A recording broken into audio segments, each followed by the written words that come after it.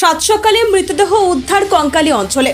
বীরভূম জেলায় কঙ্কালীতলা পঞ্চায়েতের অধীনে ডাঙ্গাপাড়ায় সাত সকালে একটি মৃতদেহ উদ্ধার। মৃতদেহটি পুকুরের জলে পড়ে থাকতে দেখা যায়। স্থানীয় সূত্রের খবর, সকালে পুকুরের ধারে মৃতদেহটি দেখতে পান বাসিন্দারা। সঙ্গে সঙ্গে এলাকায় চাঞ্চল্য ছড়িয়ে পড়ে। মৃতের নাম অ্যান্টনি, বয়স ৩৫ বছর। কিভাবে জলে ডুবে মারা গেল সেটাই এখন মূল বিষয়। মৃতদেহ উদ্ধারের জন্য শান্তিনিকেতন থানায় খবর দেওয়া হয়েছে। ঘটনাস্থলে শান্তিনিকেতন থানার পুলিশ তদন্ত করে দেখছে কিভাবে জলে ডুবে মারা গেল। এই ঘটনায় পুলিশ প্রশাসন পূর্ণ তদন্ত করছে। বোলপুর থেকে বিশাল দাসের রিপোর্ট, তারাপীঠ টিভি। সকালবেলা এসে কি দেখলে? এই তো দেখলাম, বলছে আমাকে বলে যাওয়া কে ওই জলে ডুবে মরে গেছে।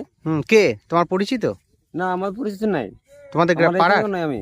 হ্যাঁ, তোমার আমি কোথায় বাইরের বাড়ি? লোক। ও, দিয়ে আমাকে বলছে হ্যাঁ এরকম এরকম ব্যাপার, এরকম হয়ে গেছে, লোক মারা গেছে জলে পড়ে মারা হ্যাঁ। গেছে। হ্যাঁ, দিয়ে বলছে দেখতে এলাম। হ্যাঁ, কি নাম ওর জানো? আমি জানি না, বাস তোমার নাম কি? আমার নাম আমি নিজে জানি না, তোমার নিজের নাম কি? আমি জানি না। এসে কি দেখলে? এখানে আমি বিষ মারতে গেছিলাম, হুম। দিয়ে ওখানে মাঠে খবর পেলাম, দিয়ে বলছে ওখানে একটা লোক জলে ডুবে মরে গেছে। হুম, দিয়ে এসে দেখছি হ্যাঁ একটা মরা ভাসছে। আচ্ছা, কি নাম যে মারা গেছে? না, এই মারা গেছে, মুখ চেনা যাচ্ছে না, তো কি করে বলবো? আচ্ছা। আন্দাজ তো বলা যাবে না। আচ্ছা, কখন কখন শুনতে পারলে? এই তো একটু আগে। একটু আগে? ওই মোটামুটি 10-15 আচ্ছা, মিনিট হবে। আচ্ছা, দিয়ে এসে দেখছি হ্যাঁ ভাসছে। তোমার নাম কি? আমার নাম মাইমুন। বাড়ি? এই তো মোল্লারানি।